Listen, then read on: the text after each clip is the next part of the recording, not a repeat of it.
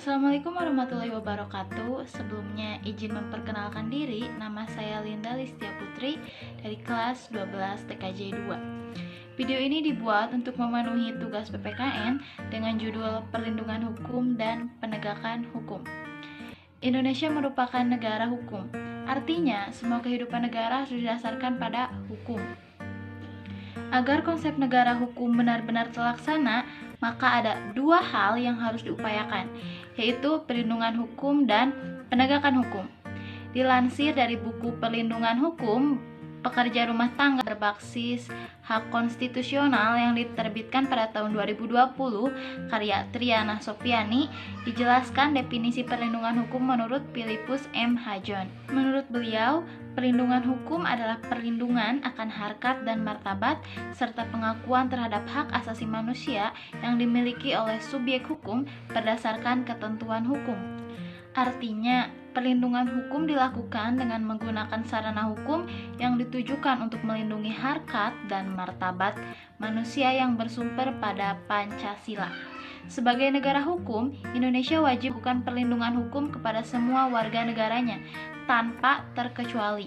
Sebab, perlindungan hukum merupakan hak asasi manusia yang dimiliki oleh warga negara Indonesia. Hak setiap warga negara untuk memperoleh perlindungan hukum telah diatur dalam Pasal 28D ayat 1 Undang-Undang Dasar Negara Republik Indonesia tahun 1945. Selain perlindungan hukum, Indonesia juga wajib melakukan penegakan hukum sebagai konsekuensi atas bentuk negara hukum. Dalam buku Penegakan Hukum dan Kesadaran Masyarakat yang terbit tahun 2013, karya Laurentius Arliman, dijelaskan bahwa penegakan hukum merupakan proses dilakukannya upaya untuk tegaknya atau berfungsi norma-norma hukum secara nyata sebagai pedoman perilaku dalam hubungan-hubungan dalam kehidupan bermasyarakat dan bernegara. Inti dari kegiatan penegakan hukum adalah upaya yang dilakukan untuk menjadikan hukum sebagai pedoman perilaku dalam setiap perbuatan hukum, baik itu oleh para subjek hukum yang bersangkutan maupun oleh aparatur penegak hukum. Apa sih itu aparatur penegak hukum? Aparatur penegak hukum merupakan lembaga resmi yang diberi tugas dan wewenang oleh undang-undang untuk menjamin berfungsinya norma hukum yang berlaku dalam kehidupan masyarakat dan negara. Apabila aparatur penegak hukum memiliki mental yang buruk, maka akan menciptakan penegakan hukum yang buruk pula. Sebaliknya, apabila aparatur penegak hukum memiliki mental yang baik dalam menegakkan aturan hukum, maka akan tercipta penegakan hukum yang baik dan bersifat responsif.